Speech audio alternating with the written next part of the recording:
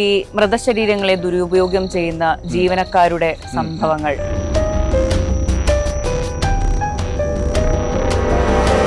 പതിനൊന്ന് വർഷങ്ങൾക്കിടയിൽ 12,000 മൃതശരീരങ്ങൾ കണ്ടതിൽ ഒരിക്കലും മറക്കാൻ കഴിയാത്തൊരു മുഖമുണ്ടോ? ഒരിക്കലും മറക്കാൻ കഴിയാത്തൊരു ഒരു മുഖമുണ്ട്.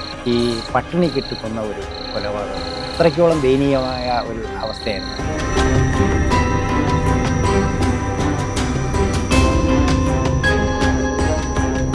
കരിഞ്ഞ് വന്നു കഴിഞ്ഞാലും വെള്ളത്തിൽ വീണ് ജീർണിച്ചാലും പുഴുക്കളൊക്കെയുള്ള ബോഡികളൊക്കെ ശരിക്കും വരാറുണ്ട്. അത് നമുക്ക് ബുദ്ധിമുട്ട് ഒരിക്കലും നമുക്ക് തോന്നാറില്ല.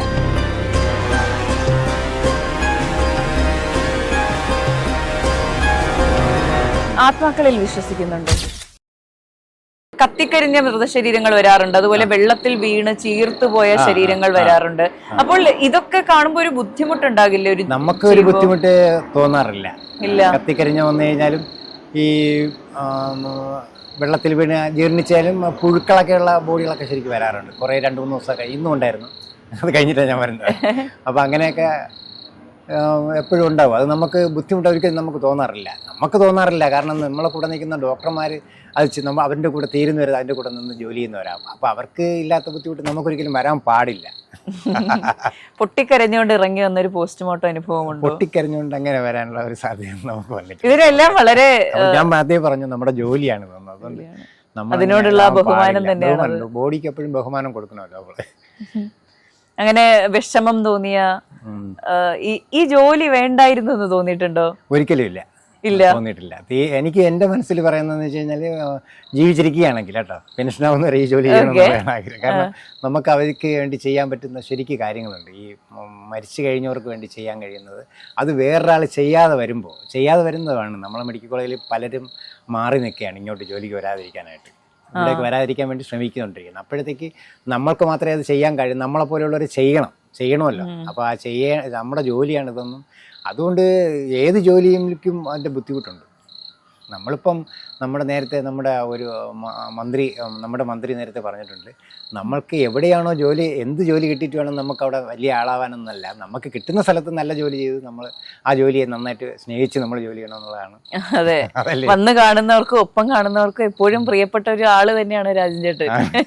അത് തന്നെയാണ് ഇതിന്റെ ഏറ്റവും വലിയ സമ്പാദ്യം എന്ന് പറയുന്നത്. അങ്ങനെ അതാവണം നമ്മളെ. കാരണം എന്ന് വെച്ച് കഴിഞ്ഞാൽ ഒത്തിരി നമ്മുടെ ഇടയ്ക്ക് വെച്ചിട്ട് ഇതേപോലെ ഞാൻ ഷർട്ടൊക്കെ ഇട്ട് കൊടുക്കുന്ന ഒരു കേസ് ഞാൻ പറഞ്ഞില്ല. അപ്പോൾ പുറത്ത് വന്നപ്പോൾ ഇങ്ങനെ ഒരു ബോഡി കൊണ്ട് പുറത്തിറക്കിയപ്പോഴത്തേക്ക് ഒരു 2 സഹോദരങ്ങളും ഒരു സഹോദരി അവിടെ ആക്സിഡൻറ്റിൽപ്പെട്ട് കിടന്ന ഒരാളാണ് മരിച്ചത്. അപ്പോൾ അവർ പറഞ്ഞു ഇത്തിരി നമ്മുടെയൊക്കെ ഇവരുടെ ഷർട്ട് മുണ്ടുമൊക്കെ ഒന്ന് ഇട്ട് കൊടുക്കാൻ പറ്റുമോ, പൈസ തരാമെന്ന് പറഞ്ഞു. ഞാൻ പറഞ്ഞു നമ്മളിവിടെ ആരും കാശ് മേടിക്കാറില്ല.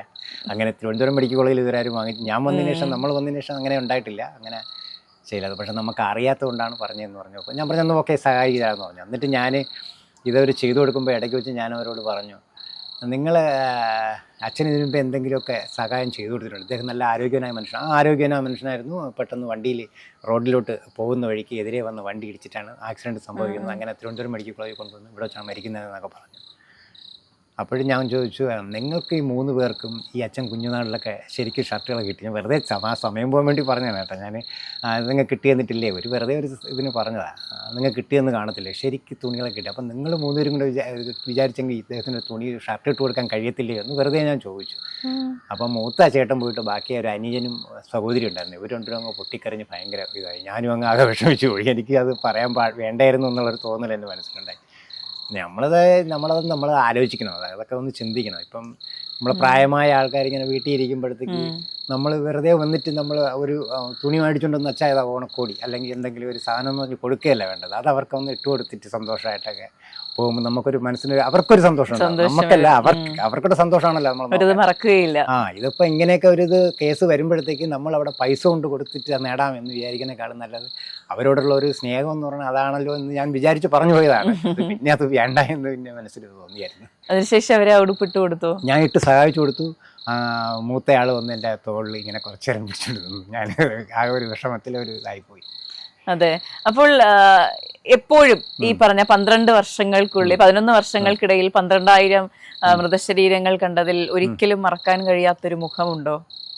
ഒരിക്കലും മറക്കാൻ കഴിയാത്തൊരു മുഖമുണ്ട്. അതായത് നമ്മൾ ഈ കൊലപാതകങ്ങളൊക്കെ ശരിക്കും കണ്ടിട്ടില്ലേ, കേട്ടിട്ടില്ലേ വാർത്തകളൊക്കെ, ശരിക്കും വാർത്ത ശരിക്കും വെട്ടും കുത്ത് കിട്ടി. നമുക്ക് മിക്കവാറും തിരുവനന്തപുരം മെഡിക്കൽ കോളേജിൽ ഏകദേശം ഒരു കൊലപാതകം കാണാത്ത ദിവസങ്ങൾ കാണില്ല മിക്കവാറും. അങ്ങനെ ശരിക്കും കൊലപാതകങ്ങൾ വന്നിട്ടുണ്ട്. ചിലപ്പോൾ ഒരു സമയത്ത് 5 കൊലപാതകങ്ങളൊക്കെ വന്നിട്ടുണ്ട്. ഇവിടെ വെഞ്ഞാറമൂട് ഒരു പയ്യൻ സഹോദരൻ ഒരു 5 പേരെ അത് നമ്മളെയൊക്കെ ഡിപ്പാർട്ട്മെന്റിൽ നിന്ന് പെട്ടെന്ന് എല്ലാവരും ഹാജരാവണമെന്നൊക്കെ, അല്ല ഡ്യൂട്ടിക്ക് എത്തണമെന്നൊക്കെ പറഞ്ഞ് വിളിച്ച് വരുത്തിയൊക്കെയാണെന്ന് പോസ്റ്റ്മോർട്ടം ചെയ്യിച്ചത്. അപ്പോൾ അതിനേക്കാളും എനിക്ക് എൻ്റെ മനസ്സിൽ തോന്നി, നമുക്ക് ഈ കൊലപാതകങ്ങൾ നടന്നു കഴിഞ്ഞിട്ട് ഈ മരണപ്പെട്ട ആൾക്കാരുടെക്കാളും അവരുടെ പിന്നെ ഉണ്ടാകുന്ന സംഭവങ്ങളെക്കുറിച്ചായിരുന്നു എനിക്ക് എപ്പോഴും ഒരു വ്യാകുലത ഉണ്ടാകുന്നത്. അതെന്താണെന്ന് വെച്ച് കഴിഞ്ഞാൽ, ഈ കൊല്ലത്തു നിന്നൊരു പോലീസ് സ്റ്റേഷൻ എനിക്ക് ഓർമ്മയില്ല, ഈ പട്ടിണിക്കിട്ട് കൊന്ന ഒരു കൊലപാതകം വന്നിട്ടുണ്ട്. പെൺകുട്ടി മരുമകളെ പട്ടിണിക്കിട്ട് കൊന്നിട്ടുണ്ട്. അപ്പോൾ ഇത് ആ ബോഡി കൊണ്ടുവരുമ്പോഴത്തേക്ക് അതിൻ്റെ കല്യാണ സമയത്തുള്ള അതിൻ്റെ ഫോട്ടോയും ഈ ബോഡി ആ പോലീസുകാരൻ കൊണ്ടൊന്ന് മേഡത്തിന് കാണിച്ചു കൊടുക്കണം, ഇതാണ് ഈ കുട്ടിയുടെ ഫോട്ടോ, യഥാർത്ഥ ഫോട്ടോ ഇതാണ്. അത് കഴിഞ്ഞിട്ട് ഈ ഇപ്പോൾ കാണുന്ന അവസ്ഥ ഇത് കണ്ട് നമ്മളെല്ലാവരും ഭയങ്കരമായിട്ട് അങ്ങ് വിഷമിച്ചു പോയി. കാരണം അത്രത്തോളം സുന്ദരിയായൊരു പെൺകുട്ടിയായിരുന്നു ഇപ്പോൾ കിടക്കുന്ന അവസ്ഥ കണ്ടിട്ട്. അതായത് ഒരു ശിക്ഷ നമ്മുടെ ഈ ജയിലിലൊക്കെ കിടന്നു കഴിഞ്ഞാൽ പോലും ഒരു പരിഗണന ജയിലിലുള്ളവർ കൊടുക്കുമായിരിക്കും. പക്ഷേ ഇത് ഏകദേശം 1.5 മാസത്തോളമാണ് പട്ടിണി കിട്ടത്. അതിനു മുമ്പേ ആഹാരം, നല്ല ആഹാരം കൊടുത്തു കാണില്ല. പാവപ്പെട്ട ഏതെങ്കിലും കുടുംബത്തിലുള്ളൊരു പെൺകുട്ടിയായിരിക്കും. അപ്പോൾ ശരിക്കും ഭക്ഷണം കഴിക്കാനോ അല്ലെങ്കിൽ വസ്ത്രങ്ങളൊക്കെ കിട്ടാനോ ഒന്നും ഇല്ലാത്ത ഒരു വീട്ടിലായിരിക്കാം. അപ്പോൾ അവർക്കൊരു പ്രതീക്ഷ ഉണ്ടാവും എപ്പോഴും. നമ്മൾ കല്യാണം കഴിഞ്ഞ് പോകുമ്പോൾ ഒരു മാറ്റം ഉണ്ടാവുമല്ലോ. ചെല്ലുമ്പോൾ അതിനേക്കാളും ഈ നമ്മൾ പീഡനങ്ങളേക്കേണ്ടി വരുന്നതെന്ന് വെച്ചാൽ വളരെ ദയനീയമായ ഒരു അവസ്ഥയാണ്. അത് കഴിഞ്ഞിട്ട് 1.5 മാസത്തോളം റൂമിനകത്ത് അടച്ചിട്ടാണ് പഞ്ചസാര കലക്കി കൊടുത്തിട്ടാണ് പിന്നെ ജീവൻ നിലനിന്നത്. ആ പഞ്ചസാര കലക്കി കൊടുക്കുന്ന ശരീരത്തിലെ ബോണുകൾക്കൊക്കെ ഇത് അപകടം സംഭവിക്കുന്നതൊക്കെയാണ് ഞാൻ കേട്ടിട്ടുള്ളത്. കൂടുതൽ അറിയത്തില്ല. അപ്പോൾ അങ്ങനെ കിടന്നിട്ടാണ് ഈ കുട്ടി മരിക്കുന്നത്. അപ്പോൾ ഈ കുട്ടിക്ക് എപ്പോഴെങ്കിലും ഒരിക്കൽ ആത്മഹത്യ ചെയ്യാനുള്ള ഒരു അവസരം ഉണ്ടല്ലോ വീട്ടിനകത്ത്. അത് ചെയ്യാത്തത് ഏതെങ്കിലും ഒരു സമയത്ത് ഞാൻ രക്ഷപ്പെട്ടു പോകുമല്ലോ എന്നുള്ള പ്രതീക്ഷയുണ്ടായിരുന്നു. അതില്ലാതെ ഒരു സമയത്ത് മരണപ്പെട്ടു പോവുകയാണ്. അത് ആഹാരം ഇല്ലാതെ കിടന്ന് മരിച്ചതാണ്. കാരണം എല്ല് അങ്ങ് ഇതായിപ്പോയി, ശരീരം മൊത്തം ഒട്ടി. നല്ല ഒരു 10, 90, 100 വയസ്സായ അമ്മൂമ്മമാരൊക്കെ നമുക്കിവിടെ കൊണ്ടുവരാറുണ്ട്. അതിൻ്റെ അതേ ഒരു അവസ്ഥ ആ കുട്ടിയായിപ്പോയി. അത്രയ്ക്കോളം ദയനീയമായ ഒരു അവസ്ഥയായിരുന്നു അതിന്. അതൊരു വളരെ ദയനീയം, ഒരിക്കലും മറക്കാത്തൊരു ഇതായിട്ട് നമ്മൾ മനസ്സിൽ നിൽക്കുന്നത്. അതെ.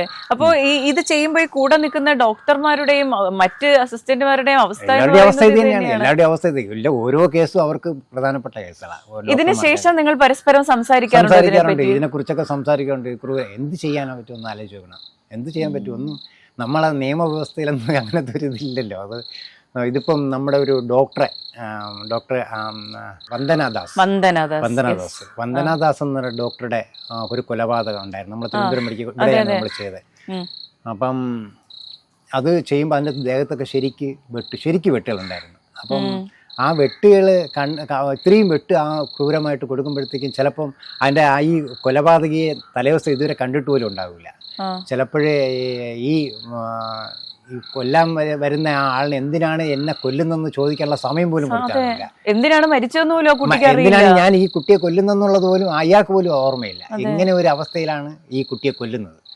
അപ്പം ഈ ഡോക്ടറെ കൊല്ലുന്നത്. അപ്പോൾ ആ ഡോക്ടർ അത് മരിച്ചു കഴിഞ്ഞ് തിരിച്ച് ഇവിടെ വന്നതിന് ശേഷം ഇപ്പോഴും ഞാനൊരു സാമൂഹ്യ മാധ്യമങ്ങളിൽ അയാളുടെ ഒരു ഫോട്ടോ ഉണ്ട്. ഒരു ചന്ദനക്കുറിയൊക്കെ ഇട്ട് വളരെ ക്ലീൻ ചെയ്ത് ഇത് ചെയ്യുന്നു. അപ്പോൾ അവർ ഈ ഇതിൽ ഇത്രയും സന്തോഷമായിട്ട് ഇത് കോടതിയിലൊന്ന് പോകുമ്പോഴത്തേക്കും ഏക മകൾ നഷ്ടപ്പെട്ട അച്ഛനും അമ്മയും ജയിലിൽ കഴിയുന്നത് പോലെ എന്തെങ്കിലും ആഹാരം കഴിച്ച് ശിഷ്ടകാലം ബാക്കിയുള്ള കാലം എങ്ങനെ ജീവിക്കും എന്നുള്ള രീതിയിൽ നമുക്ക് അവരുടെ ഒരാളെ ഡോക്ടറാക്കണമെങ്കിലും ഇത്രയും സർജന്മാരാക്കണമെങ്കിൽ എന്തുമാത്രം പ്രതീക്ഷ ഉണ്ടാകുമെന്ന് അറിയാമോ? അതെ, ചേട്ടൻ ആദ്യം പറഞ്ഞതുപോലെ ഡോക്ടർ ആയാലും ഇല്ലെങ്കിലും ജീവനോട് അതാണ് ഭാഗ്യം.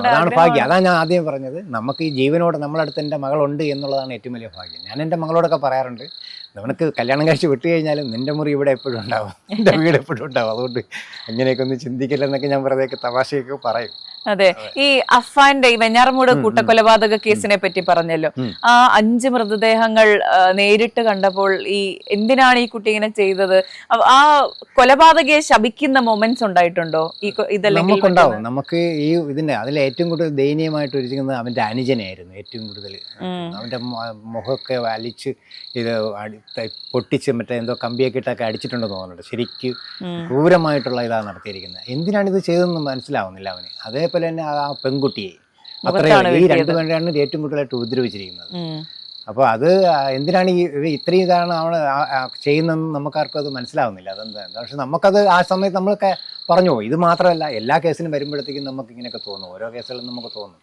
അത് കഴിഞ്ഞിട്ട് നമുക്കത് നമ്മൾ ജോലിയാണെന്ന രീതിയിൽ എല്ലാവരും ചെയ്യും. അപ്പൊ എനിക്ക് തോന്നുന്നു ഈ പോസ്റ്റ്മോർട്ടം ടേബിളിന് ചുറ്റും നിൽക്കുന്നവരായിരിക്കും ഇയാൾക്ക് ഏറ്റവും കൂടുതൽ ശിക്ഷ ലഭിക്കട്ടെ എന്ന് ആഗ്രഹിക്കുന്നത്. തീർച്ചയായിട്ടും നമ്മളൊക്കെ പറയാറുണ്ട്, അത് എപ്പോഴും പറയും നമ്മൾ.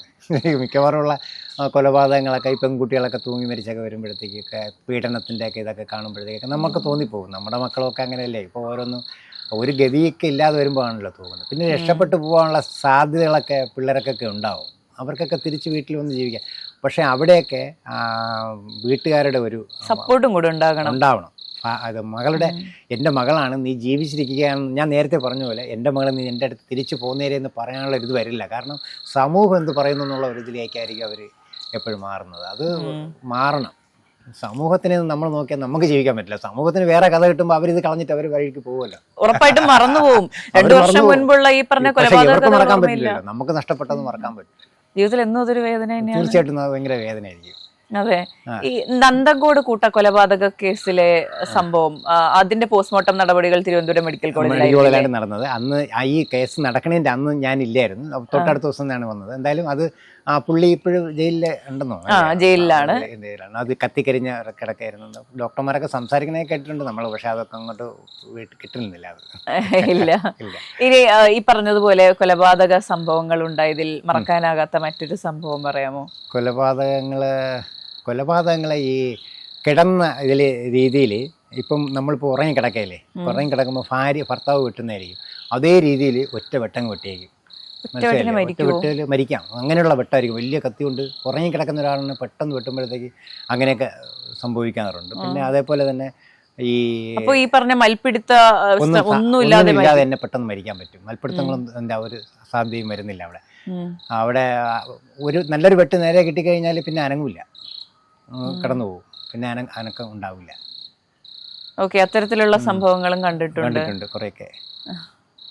ഓക്കെ, ഈ സിനിമാ മേഖലയിൽ നിന്ന് അല്ലെങ്കിൽ സീരിയൽ മേഖലയിൽ നിന്ന് പരിചിതമായ മുഖങ്ങൾ പോസ്റ്റ്മോർട്ടം ടേബിളിൽ കണ്ടിട്ടുണ്ടോ? സീരിയൽ മേഖലയിലുള്ള ആൾക്കാർ വന്നിട്ടുണ്ട്. നമുക്കത്ര ഓർമ്മയില്ല. അവർ പറയുമ്പോഴത്തേക്ക് വേറൊരു കേസ് എന്ന് വെച്ച് കഴിഞ്ഞാൽ നമ്മൾ സീരിയലിൽ കാണുന്ന മുഖം ആയിരിക്കില്ല മരിച്ചു കഴിഞ്ഞാൽ അവിടെ വരുമ്പോഴത്തേക്ക്. അവിടെ അപ്പം മുഖം മാറും. കാരണം കുറച്ചൊക്കെ ജീർണിച്ച് കുറച്ചൊക്കെ ഇതങ്ങ് മാറും. പിന്നെ മറക്കാനാവാത്ത എൻ്റെ പ്രിയപ്പെട്ട ഒരു കവിയുണ്ട്, അനിൽ പനച്ചൂരാൻ്റെ എന്ന് പറയുന്നത്. കോവിഡ് സമയത്താണ് അത് മറക്കാതിരിക്കാൻ കാരണം എന്ന് വെച്ച് കഴിഞ്ഞാൽ അദ്ദേഹം അങ്ങനെയൊന്നും ഈ മെഡിക്കൽ കോളേജിൽ നിന്ന് മരിച്ചു പോകാനുള്ള ഒരു വ്യക്തിയായിരുന്നില്ല. അപ്പോൾ അത്രയ്ക്ക് കോവിഡ് സമയത്തായിരുന്നു. ആകെ 4 ആൾക്കാർ മാത്രമാണ് പുറത്തുണ്ടായിരുന്നത്. അപ്പോൾ കോവിഡ് കാലത്ത് ഒരു ഉച്ചയ്ക്ക് 2 മണി വരെ ആയിരിക്കും മറ്റുള്ള പോസ്റ്റ്മോർട്ടങ്ങൾ നടക്കണം. പിന്നെ കോവിഡ് പോസിറ്റീവിൻ്റെ പോസ്റ്റ്മോർട്ടം നടന്നു കഴിഞ്ഞാൽ പിന്നെ വേറൊരു ബോഡി അതിനകത്ത് കേട്ടില്ല. നമുക്ക് ഹ്യൂമിക്കേഷൻ എന്നുള്ള പരിപാടികളും മറ്റേ ഈ ബോഡിയുടെ അതിൻ്റെ എല്ലാം കുറേ പരിപാടികളൊക്കെ ഉണ്ട്. അപ്പോൾ അത് കഴിഞ്ഞാൽ പിന്നെ അന്ന് നടക്കില്ല, പരിപാടി നടത്തില്ല. അങ്ങനെ വൈകുന്നേരമാണ് ഇപ്പോഴത്തെ നമ്മുടെ മേധാവി ഫോറൻസിക് മേധാവിയായ ഷാരിജ മേഡമായിരുന്നു അന്ന് ആ കേസ് ചെയ്തത്. അപ്പോൾ അത് നമ്മൾ ഇതെല്ലാം കഴിഞ്ഞ് പുറത്തിറക്കുന്ന സമയത്ത് നമ്മുടെ ശ്രീ കാട്ടാക്കട മുരുകൻ സാർ പുറത്തുണ്ടായിരുന്നു. വേറെ 4 ആൾക്കാരൊക്കെ എങ്ങാണ്ടുണ്ടായിരുന്നു. നമ്മൾ കുറേ നേരം ഞാൻ അദ്ദേഹത്തിൻ്റെ അടുത്ത് കുറേ നേരം നിന്നു. ഞാൻ ബോഡിയുടെ അടുത്ത് നമ്മൾ പോലീസിനെ കൊടുത്തു കഴിഞ്ഞാൽ നമ്മൾ പിന്നെ അവിടെ നിൽക്കാറില്ല. പക്ഷെ ഞാൻ കുറേ നേരം അതിൻ്റെ അടുത്ത് നിന്നു. അത് നിന്നെന്ന് വെച്ചാൽ എനിക്ക് അത്രയേറെ പ്രിയപ്പെട്ട ഒരു കവിയായിരുന്നു. അദ്ദേഹത്തിൻ്റെ കവിതകളൊക്കെ അറിയാലോ അല്ലേ? അതൊരു രാഷ്ട്രീയ കവിതകളൊന്നുമല്ല, മനുഷ്യനെ ഇത് ചെയ്യുന്ന എല്ലാവരും തിരഞ്ഞെടുക്കുന്ന ഒരു കവിതകളായിരുന്നു. അങ്ങനെ നല്ല ഇഷ്ടപ്പെട്ട ഒരു കവിയായിരുന്നു. അതുകൊണ്ട് അതെ. അപ്പോൾ രാഷ്ട്രീയ നേതാക്കളെ ഇതുപോലെ പോസ്റ്റ്മോർട്ടം ടേബിളിൽ കണ്ടിട്ടുണ്ടോ? രാഷ്ട്രീയ നേതാക്കളൊന്നും അധികമൊന്നും വരാറില്ല. രാഷ്ട്രീയത്തിന്റെ ബാക്കിയുള്ള ഭാഗങ്ങളും ആക്കാൻ വരാം. നമ്മളെ ഒരു ഓണ സമയത്താണ് വെഞ്ഞാറമൂട് 2 DYFIക്കാരുടെ വെട്ടി കൊലപാതകം വന്നത്. ഇതേപോലെ ഒരു ഓണത്തിന്റെ തലേ ദിവസമാണോ ഓണത്തിന്റെ അന്ന് എങ്ങാണ്ടാണ് തോന്നുന്നത്. ഇത്തരത്തിൽ രാഷ്ട്രീയ കൊലപാതകങ്ങൾ നടക്കുന്ന സംഭവങ്ങളിൽ പോസ്റ്റ്മോർട്ടം മോർച്ചറിക്ക് പുറത്ത് ഒരുപാട് പേർ തടിച്ചു ശരിക്കും ജനങ്ങളുണ്ടാവും. അപ്പോഴേക്കും നമ്മൾ അങ്ങോട്ട് നമുക്കെപ്പോഴും ഒരിക്കലും അവരോടിട്ട് നമ്മൾ നിൽക്കാനോ എടുക്കാനോ നമ്മളങ്ങ് പോകാറില്ല. നമ്മൾ പോലീസുമായിട്ടുള്ള ബന്ധം മാത്രമേ ഉള്ളൂ. അതാണ് നമുക്ക് സേഫ് എപ്പോഴും. അതാണ് നമ്മൾ കാണുന്നത്. അതെ. ആത്മാക്കളിൽ വിശ്വസിക്കുന്നുണ്ടോ? ആത്മാക്കളിൽ എനിക്ക് വിശ്വാസമില്ല. ഇത്രയധികം മരിച്ച മനുഷ്യരെ കണ്ടിട്ടുള്ള ഒരാളെന്ന നിലയിൽ ഇവരെല്ലാം തിരിച്ച് ഭൂമിയിലേക്ക് വരുമെന്ന് ഒരിക്കലും വരില്ല. പക്ഷെ ജീവിച്ചിരിക്കുന്നവരാരെങ്കിലും വരുമെന്നുള്ള പേടി എനിക്കുള്ളൂ. അതുകൊണ്ട് വരത്തില്ല. ജീവിച്ചിരിക്കുന്നവർ ഒന്ന് ഉപദ്രവിച്ചാലേ ഉള്ളൂ. അത്രേ ഉള്ളൂ. അല്ലാതെ ഇവരാരും പാവം മരിച്ചു കഴിഞ്ഞാൽ പിന്നെ ആത്മാവ് ഉണ്ടെന്ന് ഞാൻ വിശ്വസിക്കത്തില്ല ഒരിക്കലും. അങ്ങനെ ഉണ്ടോ? ഉണ്ടോ? ഉണ്ട് എന്ന് പറയുന്നവരുണ്ട്, കണ്ടിട്ടുണ്ട് എന്ന് പറയുന്നവരുണ്ട്. എനിക്ക് അങ്ങനത്തെ ഒരു അനുഭവം ഇതുവരെയായിട്ട് ഒരു ആത്മാക്കളെയും ഞാൻ എൻ്റെ സ്വപ്നത്തിൽ പോലും കണ്ടിട്ടില്ല. അങ്ങനെയൊന്നും എനിക്ക് സംഭവം ഇത് വന്നിട്ടില്ല. അതെ. ഈ അനാഥ മൃതദേഹങ്ങളായി മോർച്ചറികളിൽ കടന്നുകൂടുന്ന നമ്മളതിൽ കൂടുതൽ ഡിപ്പാർട്ട്മെന്റും നമ്മളും എപ്പോഴും അതിന് കൂടുതൽ പരിഗണന കൊടുക്കും അനാഥ ബോഡികൾക്ക് വരുമ്പോൾ. അതെങ്ങനെയാന്ന് വെച്ച് കഴിഞ്ഞാൽ അവർക്ക് വേറെ ഇനി ഒരു ഇതില്ല. അത് ചിലപ്പം കോർപ്പറേഷനായിരിക്കും കൊണ്ടുപോകുന്ന ബോഡികൾ. അപ്പം നമ്മുടെ ഈ ചില ആൾക്കാർ വീട്ടിൽ നിന്ന് വലിയ പണക്കാരൊക്കെ ഉള്ള ആൾക്കാർ, ഇപ്പം ശരിക്കും കാശൊക്കെ ഉള്ളവർ വീട്ടിൽ നിന്ന് ബോഡി കൊണ്ടുവരുമ്പോഴത്തേക്ക് അതിൽ നിന്ന് വലിയ കസവുമുണ്ട്, കസവ്, സാരി, ഇങ്ങനെയൊക്കെയുള്ള എല്ലായിടത്തും പുതച്ചായിരിക്കും കൊണ്ടുവരുന്നത്. നമ്മളപ്പോഴേ ഈ സാധനങ്ങളൊക്കെ എടുത്ത് അങ്ങ് മാറ്റി വെച്ചേക്കും. നല്ല കാണാൻ ഇതൊക്കെ ഉള്ളത് ഇത്തിരി കൊള്ളാമെന്നുള്ളതൊക്കെ എടുത്ത് മാറ്റി വെച്ചേക്കും. ഈ അനാഥ ഡെഡ് ബോഡി വരുമ്പോഴത്തേക്ക് നമ്മൾ അതിനെ ഒരുക്കി മിച്ചം എവിടെയെങ്കിലുമൊക്കെ വരുന്ന പൗഡർ ഇങ്ങനെയൊക്കെയുള്ള സാധനങ്ങളൊക്കെ ഉണ്ടെങ്കിൽ അതൊക്കെ എടുത്ത് വെച്ച് അവരെ ഇട്ട് നന്നായിട്ട് പാക്ക് ചെയ്ത് നമ്മൾ കൊടുക്കും. പിന്നെ അവർക്ക് പിന്നെ വേറെ ആരും ഇല്ല, നമ്മളേ ഉള്ളൂ. ഒരു തോന്നൽ നമുക്കെപ്പോഴും ഉണ്ടാവണം. ആ സ്നേഹം അവരോട് വിഷമം തോന്നാറുണ്ടോ അത് കാണുമ്പോൾ? വിഷമം തോന്നും. കാരണം പണ്ട് ആർക്കൊക്കെ വേണ്ടപ്പെട്ട ഒരാളായിരുന്നുണ്ടല്ലോ. ഉറപ്പായിട്ടും തീർച്ചയായിട്ടും. നമ്മുടെ മക്കളും അവരൊക്കെ അനാഥായി ഉപേക്ഷിച്ചിട്ട് എവിടെയെങ്കിലും കിടന്നൊക്കെ ആയിരിക്കും അവർ മരിക്കുന്നത്.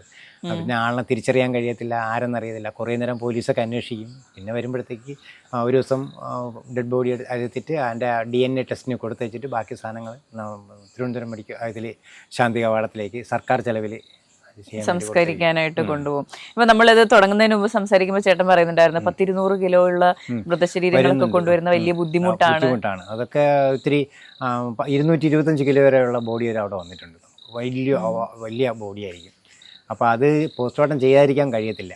കാരണം അങ്ങനെ ചെയ്തേ കൊടുക്കാവൂ. അപ്പോൾ അങ്ങനെ കൊണ്ടുവരുമ്പോഴത്തേക്ക് നമുക്ക് കുറേ പേരൊക്കെ എല്ലാവരും കൂടെ ഒന്നിച്ചു വരിക. അവിടെ പിന്നെ ഇന്നയാളൊന്നുമില്ല, എല്ലാവരും കൂടെ ഒരേ കണക്കിൽ നിന്ന് ആ ബോഡി പോസ്റ്റ്മോർട്ടം ചെയ്ത് ഇറങ്ങുന്നവരെ എല്ലാ സെറ്റപ്പും ചെയ്ത് കൊടുത്തേ പറ്റും. അപ്പോൾ ബന്ധുക്കൾക്ക് വേറെ ആർക്കും സഹായിക്കാൻ ഇതിനകത്തോട്ട് കയറി വരാൻ കഴിയത്തില്ല. അപ്പം നമ്മൾ തന്നെയല്ലേ ചെയ്യാനാണ്. ഇത് കാണാൻ ഒരാളുണ്ടാവില്ലേ? ഈ നടപടി കാണുന്ന ഒരു ബന്ധു ഉണ്ടാവില്ല, ആരും കാണത്തില്ല ഇതിനകത്തോട്ട്. പിന്നെ നമ്മുടെ ഈ ആദ്യം ഐഡന്റിഫൈ ചെയ്തതിനു ശേഷം പോലീസല്ല ഐഡന്റിഫൈ ഇതിനകത്ത് വരുന്നില്ല, പുറത്ത് വെച്ച് ഐഡന്റിഫൈ ചെയ്യുന്നത്. ബന്ധു എപ്പോഴും പുറത്ത് വെച്ച് ഐഡന്റിഫൈ ചെയ്യുള്ളൂ. ആ പോലീസിന്റെ സാന്നിധ്യത്തിലാണ് ചെയ്യുന്നത്. പോലീസും വിളിച്ചോണ്ട് വരാൻ പറയും. വേണ്ടപ്പെട്ട ഒരു ബന്ധുവിനെ കൊണ്ടുവരാൻ നമ്മൾ തന്നെ പറയാം. അപ്പോൾ അവരെ വിളിച്ചോണ്ട് വരും. ആ ബോഡി ഐഡന്റിഫൈ ചെയ്തതിനു ശേഷം ആ ബന്ധു അങ്ങ് തിരിച്ചു പോകും. നമ്മൾ ഇതിനകത്തോട്ട് കയറാൻ ആർക്കും, അന്വേഷണത്തെ ഉദ്യോഗസ്ഥന്മാർക്ക് മാത്രമേ ഇതിനകത്തോട്ട്, പോലീസ് ഉദ്യോഗസ്ഥന്മാർക്ക് മാത്രമേ ഇതിനകത്തോട്ട് കടക്കാൻ പറ്റൂ. വേറെ ആരും അതിനകത്തോട്ട് വരില്ല. പോസ്റ്റ്മോർട്ടം നടന്നുകൊണ്ടിരിക്കുന്ന സമയത്ത് നമ്മളെ ഈ മെഡിക്കൽ കോളേജിന്റെ പ്രിൻസിപ്പാൾ പോലും അതിനകത്ത് കയറി വരാറില്ല. കാരണം അവർക്ക് നമ്മൾ ഈ ചില പുസ്തകങ്ങളിൽ, സിനിമകളിൽ, ചില നോവലുകളിൽ ഒരു കണ്ടിട്ടുള്ള ഒരു സംഭവമാണ് ഈ മൃതശരീരങ്ങളെ ദുരുപയോഗം ചെയ്യുന്ന ജീവനക്കാരുടെ സംഭവങ്ങൾ. അത്തരത്തിൽ എവിടെയെങ്കിലും നടന്നിട്ടുള്ളതായി അല്ലെങ്കിൽ നടക്കുന്നതായി ഒരു ജീവനക്കാരൻ എന്ന നിലയിൽ താങ്കൾക്ക് തോന്നിയിട്ടുണ്ടോ?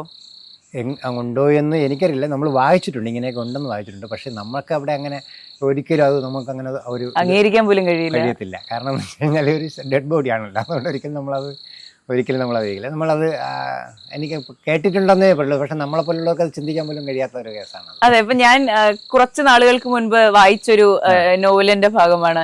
എന്റെ മകളെ മോർച്ചറിയിൽ കിടത്തുമ്പോ കാല് മുറുകെ കെട്ടി കിടത്തണേ എന്ന് പറഞ്ഞൊരു അച്ഛന്റെ കഥ. അങ്ങനെ ആരെങ്കിലും പറയാറുണ്ടോ? കാല് മുറുകെ കെട്ടണം, അവളെ ആരും ഉപദ്രവിക്കരുത് എന്നുള്ളൊരു ചിന്തയൊക്കെ നമുക്ക് തോന്നുന്നു. നമ്മുടെ അവിടെ നിൽക്കുന്ന ഡോക്ടറായാലും എല്ലാവർക്കും മക്കളുടെ ഇതാണ് കാണുന്നത് സ്നേഹം. അവരോട് ഈ ഡെഡ് ബോഡിയോട് കാണുന്ന സ്നേഹം സ്വന്തം മക്കളോടൊക്കെ കാണുന്ന പോലത്തെ ആയിരിക്കും. അല്ലാതെ അങ്ങനെയുള്ളൊരു ചിന്തകളോ ബോധമോ ആർക്കും വരാൻ സാധ്യതയില്ല. അതെ. രമ മാഡത്തിനൊപ്പം വർക്ക് ചെയ്ത എന്തെങ്കിലും എക്സ്പീരിയൻസ് പറയാമോ? രമ മാഡം ഞാൻ കുറച്ച് നാളെ മാഡത്തിന്, ഞാനിവിടെ വരുമ്പോഴത്തേക്ക് രമ മാഡം ആയിരുന്നു. രമ മാഡം പെട്ടെന്ന് വന്നിട്ട് ബോഡി പോസ്റ്റ്മോർട്ടം ചെയ്യുന്ന ഒരു പ്രത്യേക രീതിയൊക്കെയാണ്. അതായത് നമ്മൾ അന്നൊന്നും ഈ PPE കിറ്റ് പോലുള്ള സാധനങ്ങളൊക്കെ ഒന്നുമില്ല. ഒരു ഏപ്രിൽ മാത്രമേ കേട്ടത്തുള്ളൂ. ഒരു അന്ന് ഉണ്ടായിരുന്നു. അപ്പം മാഡം പെട്ടെന്ന് വന്ന് സാരിയൊക്കെ എടുത്ത് ഇങ്ങനെ കുത്തി അവരൊക്കെ എക്സ്പീരിയൻസ് ഉള്ള ആൾക്കാരാണ് ശരിക്കും. അപ്പോൾ അവർക്ക് ഈ മരണകാരണം കണ്ടെത്താൻ വേണ്ടിയിട്ടൊക്കെ ഉള്ള സമയം കുറച്ച് മതി. കാരണം എന്ന് വെച്ച് കഴിഞ്ഞാൽ ഡെഡ് ബോഡിയിലെ, പക്ഷേ വേറൊരു കേസ് എന്ന് വെച്ച് കഴിഞ്ഞാൽ പണ്ട് അന്ന് ഇവിടെ തുടക്കത്തിലുള്ള ഒരു ഡോക്ടർ ചെയ്യുന്നതും ഇപ്പോൾ ഉള്ള ഇത് വന്നു അന്ന് ചെയ്തുകൊണ്ട് 10-25 വർഷമായാലും ഡെഡ് ബോഡി മുഴുവനും എല്ലാ രീതിയിലും പരിശോധിച്ചതിന് മാത്രമേ ഒരു തുമ്പും പോകരുത്, പിന്നെ ഉണ്ടാവത്തെ പാടില്ല. അത് ഒരിക്കലും അതിൻ്റെ ഇതുപോലും ബാക്കി വെച്ചിരിക്കത്തില്ല. അതുകൊണ്ട് ഒരിക്കലും അതിൻ്റെ ഒരു പ്രത്യേകത ഈ തിരുവനന്തപുരം മെഡിക്കൽ കോളേജിനുണ്ടെന്നാണ് ഞാൻ കേട്ടിട്ടുള്ളത്. എനിക്ക് എൻ്റെ പറഞ്ഞു തരാനൊന്നും എനിക്കറിയത്തില്ല. അതെ, നിങ്ങളെല്ലാവരും ജീവനക്കാരും ഡോക്ടേഴ്സ് ഉൾപ്പെടെ ഭക്ഷണം കഴിക്കുന്നതും ഇതിന്റെ ഈ ബിൽഡിംഗിൽ തന്നെയാണ്. അത് എല്ലാവരും നമ്മൾ ആദ്യമൊക്കെ ഒരു ചെറിയ ബുദ്ധിമുട്ടൊക്കെ തോന്നിയിട്ടുണ്ടെങ്കിലും പിന്നെ അതൊക്കെ അങ്ങ് മാറും. ഞാനിവിടെ നിന്ന് തുടക്കത്തിൽ ഇവിടെ മോർച്ചറിയിൽ വന്നതിന് ശേഷം ഈ ഡീകമ്പോസ്റ്റ് പോലുള്ള ഈ അഴുകിയ ബോഡി കണ്ടിട്ട് കൊണ്ടുപോകുന്ന ഭക്ഷണം കഴിക്കാതെ ഹോട്ടലിൽ, തൊട്ടടുത്ത ഹോട്ടലിൽ പോകും കഴിക്കാനായിട്ട്. അവിടെ ചെന്നിരിക്കുമ്പോഴത്തേക്ക് അതേ സാധനം തന്നെയല്ലേ കാണുന്നത്. അതുകൊണ്ട് നമ്മൾ തിരിച്ചു പോരും. പിന്നെ ഇപ്പം നമുക്കതൊരു വിഷയമല്ല, ആർക്കും വിഷയം ഉണ്ടാവില്ല. എല്ലാവരും അതിനകത്ത് തന്നെ കഴിക്കും, ഡോക്ടർമാരും എല്ലാവരും അതിനകത്ത് അത് തന്നെ കഴിക്കുന്നത്. അതെ, അപ്പോ നമ്മൾ ഇന്റർവ്യൂ തുടങ്ങുന്നതിന് മുമ്പ് ചേട്ടൻ എന്നോട് പറഞ്ഞാണ് ഞാനൊരു സാധാരണ മനുഷ്യനാണ്. സംസാരിക്കുമ്പോഴും അത് തന്നെയാണ് മനസ്സിലാവുന്നത്, ഒരു സാധാരണ മനുഷ്യൻ.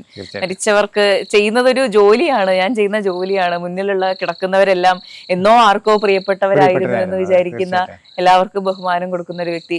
വളരെ സന്തോഷം കണ്ടതിൽ. ഇത്രയധികം സമയം നമ്മോടൊപ്പം ചെലവഴിച്ചു. Thank you so much. നമസ്കാരം.